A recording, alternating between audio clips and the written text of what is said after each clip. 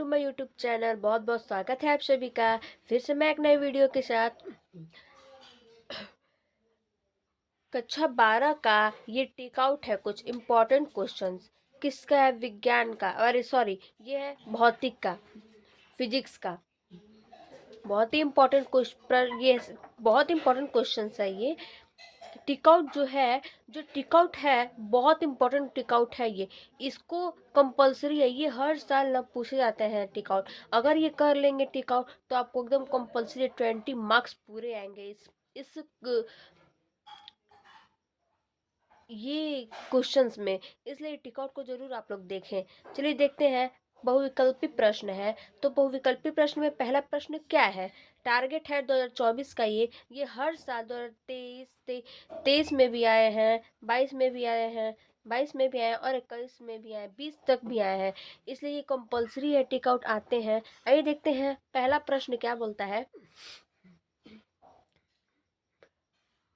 पहला प्रश्न है, एक इलेक्ट्रॉन वोल्ट का मान होता है, मतलब एक इलेक्ट्रॉन का वोल्ट का मान कितना होता है? तो एक इलेक्ट्रॉन का मूल पहला है 2 × 10⁻18 जूल। दूसरा है 2 × 10⁻−20 जूल। तीसरा है 1.6 × 10⁻−19 जूल। चौथा है 1.6 × 10⁻−19 जूल। तो इसका सही आंसर क्या है दोस्तों? 1.6 × 10⁻−19 जूल। ये इसका राइट आंसर है। ये इसका राइट आंसर है। एक इलेक्ट्रॉन वोल्ट में कितना होता है मान? तो 1.6 × 10⁻⁻ जूल। इसको अगर जब हम लोग क्वेश्चंस भी करते हैं तो पूछता है इलेक्ट्रॉन का मान बताइए कितना होता है, तो यही लिखते हैं 1.6 × 10⁻⁻19। दूसरा है, दूसरा क्वेश्चन देखते हैं क्या पूछ रहा है। दूसरा क्वेश्चन पूछ रहा है, दूसरा क्वेश्चन बोल रहा है धनावेशित वस्तु में होती है, मतलब धनावेशित वस्तु में कौन सी न्यूट्रॉन या इलेक्ट्रॉन होती हैं? देखते हैं। पहला है न्यूट्रॉनों की अधिकता, दूसरा है इलेक्ट्रॉनों की अधिकता, और तीसरा है इलेक्ट्रॉनों की कमी, चौथा है प्रोटॉनों की कमी। तो पहला है न्यूट्रॉनों की अधिकता, दूसरा इलेक्ट्रॉनों की कमी, सॉरी इलेक्ट्रॉनों की अधिकता, तीसरा है इलेक्ट्रॉनों की कमी और चौथा है प्रोटॉनों की कमी। तो इसका सही आंसर देखते हैं क्या है दोस्तों। इसका सही आंसर है इलेक्ट्रॉनों की कमी। मतलब जो धनावेशित वस्तु होते हैं किसके कारण होते हैं? तो इलेक्ट्रॉन के कमी के कारण होते हैं धनावेशित वस्तु में। ठीक है, आइए देखते हैं तीसरा प्रश्न क्या है। तीसरा प्रश्न है, एक इलेक्ट्रॉन वोल्ट निम्न में से किसका मात्रक है? मतलब जो एक इलेक्ट्रॉन वोल्ट होता है वो किसका मात्रक होता है? देखिए, पहला है वेग का, दूसरा है कोणीय संवेग का, और तीसरा है विभव का, चौथा है ऊर्जा का। तो इसका सही आंसर क्या है दोस्तों? देखते हैं। इसका सही आंसर है ऊर्जा का। मतलब एक इलेक्ट्रॉन वोल्ट निम्न में से किसका मात्रक होता है? तो ऊर्जा का होता है। सही आंसर है ऊर्जा। चौथा देखते क्या है कुछ। चौथा क्वेश्चन, चौथा क्वेश्चन है, चौथा क्वेश्चन है 8 कूलाम दृढ़ आवेश में उपस्थित इलेक्ट्रॉनों की संख्या है, मतलब इलेक्ट्रॉनों की कितनी संख्या है? तो पहला है 5 × 10⁻19, दूसरा है 2.5 × 10⁻19, तीसरा है 12.8 × 10⁻19 और चौथा है 1.6 × 10⁻19। तो इसका सही आंसर क्या है दोस्तों? इसका सही आंसर है 5 × 10⁻, मतलब 8 कूलाम ऋणावेश में कितनी उपस्थित इलेक्ट्रॉन होती हैं? तो 5 × 10⁻19। ये सही आंसर है। पांचवा देखते हैं क्या है। पांचवा है विद्युत क्षेत्र की तीव्रता का मात्रक कितना होता है? तो विद्युत क्षेत्र का मात्रक कितना होता है? पहला है मीटर वोल्ट, दूसरा है जूल न्यूटन, तीसरा है कूलाम न्यूटन और चौथा है न्यूटन कूलाम। तो इसका सही आंसर क्या है दोस्तों? देखते हैं इसका सही आंसर कि विद्युत क्षेत्र की तीव्रता का मात्रक होता है न्यूटन कूलाम। ये सही है, न्यूटन कूलाम। आइए देखते हैं अगला प्रश्न। 6 है। छठवां प्रश्न क्या बोल रहा है? छठवां प्रश्न बोल रहा है निर्वात की वैद्युतशीलता का मात्रक है, मतलब पूछ रहा है निर्वात की वैद्युतशीलता का मात्रक क्या होता है। तो पहला ऑप्शन है newton N C minus one, दूसरा है N minus V minus M का पावर माइनस टू, तीसरा है C square N power minus one M का पावर माइनस टू, और चौथा है एन माइनस एम सी का पावर माइनस टू। तो इसमें सही आंसर क्या है? इसका सही आंसर है सी सी स्क्वायर एन का पावर माइनस वन एम का पावर माइनस टू, इसका सही आंसर है। इसका तीसरा सही आंसर, मतलब निर्वात की वैद्युतशीलता का मात्रा क्या है? सी स्क्वायर एन का पावर माइनस वन और एम के पावर माइनस टू। आइए देखते हैं सातवां क्वेश्चन क्या बोल रहा है। सातवां क्वेश्चन है निम्नलिखित मात्रक वैद्युत क्षेत्र की तीव्रता का नहीं है। मतलब इसमें पूछा है कि चार ऑप्शन दिए हैं, इसमें से वैद्युत क्षेत्र की मात्रक कौन नहीं है। तो पहला है जूल कूलम माइनस वन और जे सी माइनस वन एम का पावर माइनस वन, और इसमें है एन सी माइनस वन, इस पे वी एम माइनस वन। तो इसका सही आंसर क्या है दोस्तों? तो इसका सही आंसर देखते हैं क्या है सही आंसर कि विद्युत क्षेत्र की तीव्रता का मात्रक नहीं है, तो जे सी माइनस वन नहीं है। आइए देखते हैं आठवां प्रश्न क्या बोल रहा है। आठवां क्वेश्चन देखते हैं क्या बोलता है दोस्तों।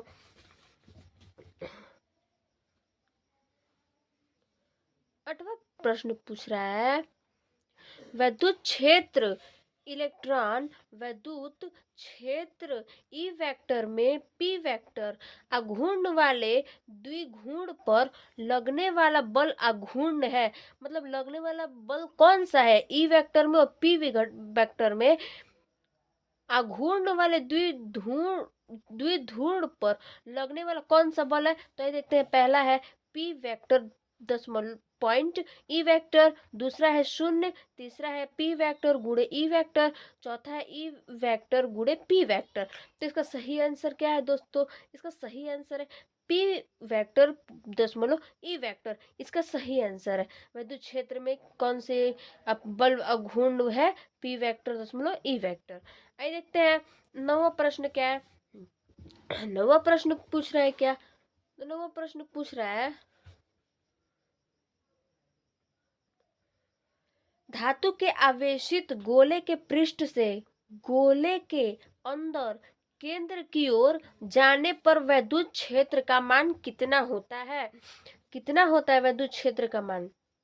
पहला ऑप्शन है घटता, दूसरा है बढ़ता है, तीसरा है उतना ही रहता है, और चौथा है सब जगह शून्य होता है। मतलब पूछा है कि धातु के आवेशित गोले के पृष्ठ के से गोले के अंदर, मतलब जो गोले का अंदर का होता है, पृष्ठ के जो गोले के अंदर का होता है उसका केंद्र की ओर जाने पर वैद्युत क्षेत्र का मान कितना होता है। तो ये सही आंसर है सब जगह क्या होता है? शून्य, मतलब सारे जगह क्या होता है? शून्य होता है। तो इसका चौथा आंसर होगा दोस्तों शून्य। आइए देखते हैं अगला प्रश्न क्या बोलता है। अगला प्रश्न है अगला प्रश्न बोल रहा है आवेशित खोखला गोला वैद्युत क्षेत्र उत्पन्न नहीं करता है।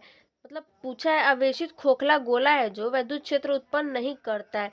तो क्या नहीं करता है? पहला ऑप्शन है किसी आंतरिक बिंदु पर, दूसरा है किसी बाहरी बिंदु पर, तीसरा है 2 मीटर से अधिक दूरी पर, पांचवा है चौथा है 5 मीटर से अधिक दूरी पर। तो इसका सही आंसर क्या है दोस्तों? कि किसी आंतरिक बिंदु, मतलब आवेशित खोखला गोला विद्युत क्षेत्र उत्पन्न क्या नहीं करता है? तो किसी आंतरिक बिंदु पर उत्पन्न नहीं करता है। आइए देखते हैं अगला प्रश्न क्या है। अगला प्रश्न है विद्युत फ्लक्स का मात्रक, मतलब विद्युत फ्लक्स का मात्रक क्या होता है? तो विद्युत फ्लक्स का मात्रक पहला है वेबर, दूसरा है वोल्ट इंटू मीटर, तीसरा है वोल्ट इंटू मीटर, और चौथा है न्यूटन प्रति कूलम। तो इसका सही आंसर क्या है दोस्तों? इसका सही आंसर है वोल्ट, मतलब पूछा है विद्युत फ्लक्स का मात्रक क्या है? तो विद्युत फ्लक्स का मात्रक है वोल्ट इंटू मीटर, इसका सही आंसर है वोल्ट इंटू मीटर। अगला प्रश्न क्या है? अगला प्रश्न क्या पूछ रहा है? अगला प्रश्न पूछ रहा है एल एल मतलब एल भुजा के एक घन के केंद्र बिंदु पर एक आवेश धन क्यू रखा है, मतलब प्लस क्यू रखा है। जैसे एक एल की एक भुजा है, उस घन के केंद्र बिंदु मतलब उसके बिंदु पर एल मैंने प्लस क्यू रखा है, आवेश कितना है प्लस क्यू है, धन के एक तल से निर्गत वैद्युत फ्लक्स है, मतलब ये पूछा है कि धन के एक तल से एक बिंदु पर क्या रखा है प्लस क्यू रखा है, और धन के एक तल से निर्गित वैद्युत फ्लक्स क्या है, तो पहला ऑप्शन है देखिए क्यू बटे में अपसैलेंट 0, दूसरा है क्यू बटे में 6 अपसैलेंट 0, और तीसरा है 6 क्यू बटे में 12 अपसैलेंट 0, और चौथा है क्यू बटे 6 L स्क्वायर अपसैलेंट 0। तो इसका सही आंसर क्या है दोस्तों, देखते हैं। इसका सही आंसर है क्यू अपॉन में अपसैलेंट 0। इसका सही आंसर क्या है दोस्तों, क्यू अपॉन में अपसैलेंट, इसका सही आंसर क्या है दोस्तों, इसका सही आंसर है क्यू बटे में 6 अपसैलेंट 0, इसका सही आंसर है। आइए देखते हैं अगला प्रश्न क्या है। अगला प्रश्न क्या पूछ रहा है, देखते हैं। अगला प्रश्न पूछ रहा है, किसी तार में 2 एम्पियर की धारा 2 सेकंड तक प्रवाहित होती है, तार में प्रवाहित आवेश की मात्रा कितनी होती है। तो पहला दिया है 4 कूलम, दूसरा है 2 कूलम, तीसरा है 6 कूलम, और चौथा है 1 कूलम। तो इसका सही आंसर क्या है, इसका सही आंसर 4, मतलब 2 एम्पियर की धारा 2 सेकंड में प्रवाहित होती है, तो तार की प्रवाहित धारा सॉरी आवेश की मात्रा कितनी होगी, तो 4 कूलम होगी। सही है। आइए देखते हैं अगला प्रश्न। अगला प्रश्न क्या पूछ रहा है, वैद्युत धारिता, मतलब कि वैद्युत धारिता एक वैद्युत धारिता एक है, वैद्युत धारिता एक क्या है, सदिश राशि है कि अदिश राशि है कि उदासीन राशि की, इनमें से कोई, मतलब सदिश भी नहीं है, अदिश भी नहीं, उदासीन भी, मतलब इनमें से कोई नहीं है। तो बताइए दोस्तों कि आप बताइए कि वैद्युत धारिता में एक कौन सी राशि नहीं है। तो इसका सही आंसर क्या है, इसका सही आंसर है दोस्तों अदिश राशि। वैद्युत धारा एक क्या है, अदिश राशि नहीं है, इसका सही आंसर है अदिश राशि। देखते हैं अगला प्रश्न। अगला प्रश्न है, अन्यो अन्योन्य मतलब अन्योन्य प्रेरणा ऐसा ही मात्रक, ऐसा ही का मात्रक पूछ रहा है। ऐसा ही का मात्रक क्या होता है, तो पहला हेनरी है, दूसरा ओम, तीसरा है टेस्ला, चौथा है वेबर। तो इसका सही आंसर क्या है, वेबर, मतलब कि ऐसा ही मात्रा का न्यून प्रेरणा है, कौन सा है, तो वेबर है, सही आंसर है वेबर। आइए देखते हैं अगला प्रश्न। अगला प्रश्न क्या बोल रहा है, चुंबकीय फ्लक्स का मात्रक होता है, मतलब चुंबकीय फ्लक्स का मात्रक कितना होता है। तो पहला ऑप्शन है वेबर प्रति मीटर स्क्वायर, दूसरा है टेस्ला, तीसरा है वेबर, चौथा है वेबर माइनस मीटर। मतलब कि चुंबकीय फ्लक्स का बताइए कि आप लोग मात्रक क्या होता है। तो चुंबकीय फ्लक्स का मात्रक होता है वेबर मीटर, क्या होता है, चुंबकीय फ्लक्स का मात्रक कितना होता है, वेबर प्रति मीटर होता है स्क्वायर, चुंबकीय फ्लक्स का होता है। ठीक, आइए देखते हैं अगला प्रश्न। अगला प्रश्न पूछ रहा है, किसी ट्रांसफर में क्या संभव नहीं, मतलब पूछा है ये जो 4 ऑप्शन दिया है इसमें से कौन सा ट्रांसफर धारा नहीं संभव है, कौन से ट्रांसफार्मर से क्या संभव नहीं है, तो धारा। तो पहला ऑप्शन है भौरव धारा, दूसरा है दिष्ट धारा, चौथा है प्रत्यावर्ती धारा, सॉरी तीसरा है प्रत्यावर्ती धारा, और चौथा है प्रेरित धारा। तो इसका सही आंसर क्या है, ट्रांसफार्मर में, किसमें, ट्रांसफार्मर में क्या नहीं है, संभव नहीं है, क्या चीज संभव नहीं है, तो कोई धारा संभव नहीं है। इसका सही आंसर क्या है दोस्तों, इसका सही आंसर है प्रत्यावर्ती, मतलब कृषि ट्रांसफर में प्रत्यावर्ती धारा सॉरी संभव नहीं है। आइए देखते हैं अगला प्रश्न। अगला प्रश्न क्या बोल रहा है, अगला प्रश्न है, मनुष्य की आंख के नेत्र लेंस का अपवर्तनांक कितना होता है, मतलब पूछा है मनुष्य की आंख के नेत्र लेंस का अपवर्तनांक कितना होता है। तो ये बताइए दोस्तों कि आंख का लेंस का अपवर्तनांक कितना होता है। पहला है ऑप्शन 1.00, दूसरा है 1.20, तीसरा है 1.44, चौथा है 0। तो इसका सही आंसर क्या है दोस्तों, इसका सही आंसर है 1.20, मतलब मनुष्य की आंख की नेत्र लेंस का अपवर्तनांक कितना होता है, तो 1.20 होता है।